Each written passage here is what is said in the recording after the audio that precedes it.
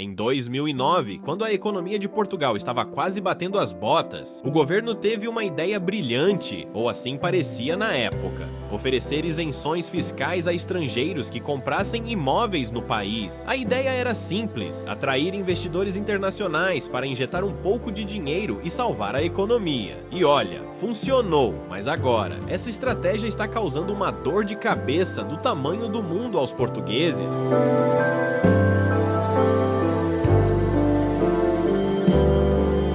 Lá pelos idos de 2009, Portugal estava com a corda no pescoço, a economia balançando mais que rede em dia de vento. O país enfrentava uma recessão severa e o governo, desesperado para reverter a situação, decidiu apelar para a criatividade. A ideia: atrair estrangeiros com isenções fiscais para a compra de imóveis. Afinal, quem não ama um bom desconto, especialmente quando se trata de adquirir um cantinho em um destino tão encantador? Com essa estratégia, Portugal rapidamente se tornou o novo queridinho dos investidores internacionais, especialmente os brasileiros que viam o país como um paraíso acessível e cheio de charme. As ofertas de isenções fiscais e o famoso Golden Visa, que permitia a obtenção de residência para quem comprasse um imóvel, foram um sucesso estrondoso e assim, em questão de poucos anos, a demanda por imóveis disparou.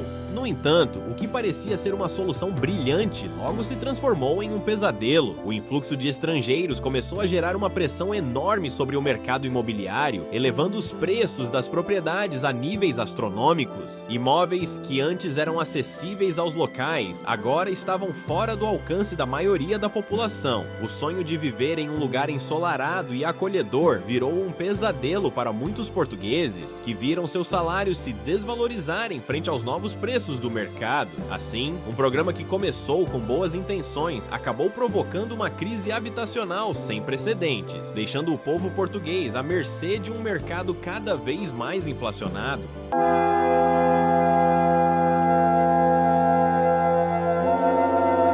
Entre 2010 e 2022, os preços dos imóveis em Portugal subiram 80%. Sim, você ouviu certo, 80%. Essa alta vertiginosa transformou o mercado imobiliário em um verdadeiro campo de batalha. Hoje, tentar alugar um apartamento, porque chamar aquilo de apartamento é um eufemismo, de apenas 25 metros quadrados em Lisboa, por menos de 900 euros, é praticamente uma missão impossível. Imagina a cena: você entra em um apartamento com um cômodo que faz o seu quarto parecer uma suíte presidencial e se depara com um preço que poderia ser usado para pagar um aluguel decente em outra cidade da Europa. E isso em um país onde mais da metade da população ganha menos de 1.000 euros por mês. É uma verdadeira comédia de erros.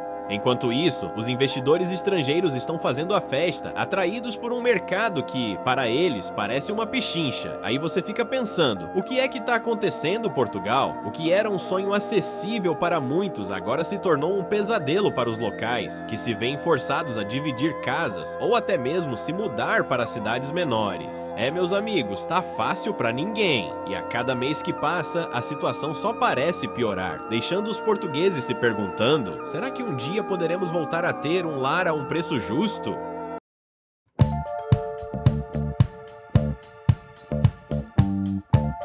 Mas como chegamos a esse ponto? Vamos voltar no tempo, até 2008. Portugal, assim como o resto da Europa, estava mergulhado em uma crise econômica que fez os cidadãos se sentirem como se estivessem em um filme de terror. Tudo começou com a crise do subprime, que não só abalou as finanças do país, mas também deixou os portugueses com a sensação de que estavam à beira do abismo. O governo, em um ato desesperado, precisou pedir ajuda financeira à União Europeia e ao Fundo Monetário Internacional. A resposta? Um pacote de ajuda que veio com um preço salgadíssimo. Mais medidas de austeridade. Foi aí que o governo português decidiu que a solução para todos os problemas econômicos era cortar gastos e aumentar impostos. Era como tentar apagar um incêndio com gasolina. Cortes de salários no setor público, aumento de impostos e uma série de reformas se tornaram o novo mantra do governo. Enquanto isso, a economia continuava a se desintegrar como um quebra-cabeça mal montado. Para tentar animar a economia e pagar a dívida, os portugueses foram presenteados com incentivos fiscais voltados voltados para investidores imobiliários e a introdução do famoso Golden Visa. A ideia era simples: se você comprasse um imóvel acima de 500 mil euros e passasse mais de 183 dias no país, ganhava um visto de residência e uma taxa de imposto reduzida. Soa tentador, certo? Mas foi aí que o bicho pegou. O país foi invadido por investidores que viam em Portugal uma verdadeira mina de ouro. Em pouco tempo, o que era uma estratégia para reviver a economia se transformou em um cenário onde os locais começaram a sentir o gosto amargo da gentrificação e da especulação imobiliária. E assim, o paraíso prometido para alguns se transformou em um pesadelo habitacional para muitos.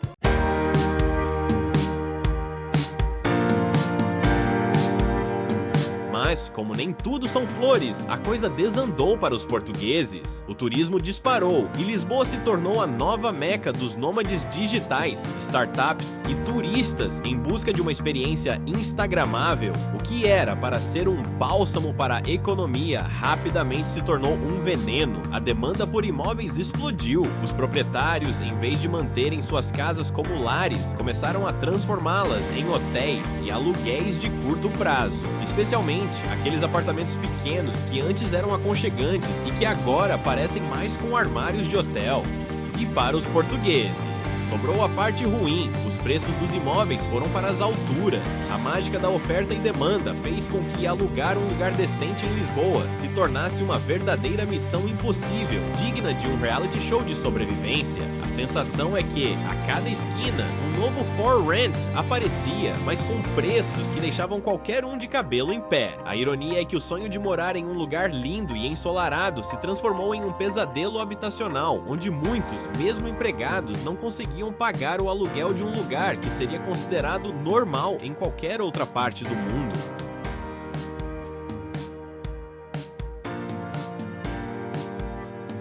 O governo até tentou reagir, mas como diria a avó, depois da tempestade vem a calmaria.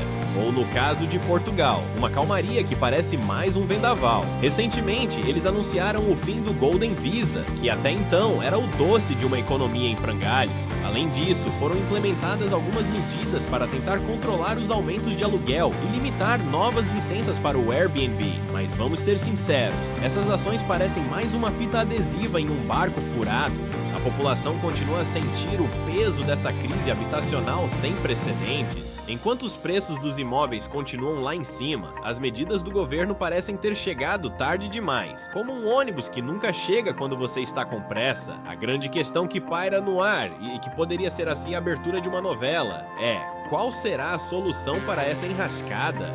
O cenário é complicado. Muitos especialistas apontam que, embora o governo tenha dado alguns passos, eles são insuficientes para resolver um problema tão complexo. A sensação de impotência cresce entre os cidadãos que, ao invés de se sentirem acolhidos em seu próprio país, se veem como meros coadjuvantes em um drama imobiliário onde só os investidores parecem levar a melhor. Assim, a expectativa é que o governo finalmente apresente um plano robusto e eficaz que traga alívio aos locais e devolva o equilíbrio ao mercado imobiliário. Até lá, os portugueses seguem na batalha, esperando que essa novela tenha um final feliz.